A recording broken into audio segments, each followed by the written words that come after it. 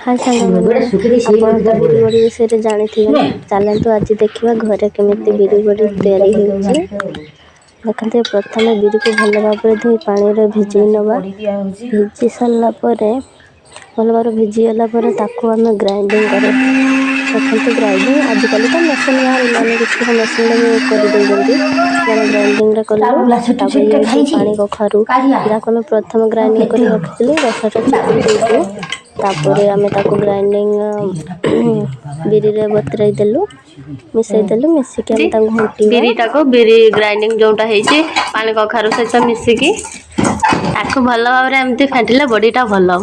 ଆପଣମାନେ ତ ଦୋକାନରେ ଖାଇଥିବେ ନା କେମିତିକା ଟିକେ ଟାଣ ଘାଣ୍ଟିଦେଲେ ଇଏ ଫେର୍ ପୁଣି ଆକୁ ହାତରେ ଆଉ ଥରେ ଛୋଟ ଛୋଟ ଜାଗାକୁ ନେଇ ଘାଣ୍ଟିବା, ଫେଣିବା, ବିରି ବଡ଼ିଟା ଭଲ ହେବ।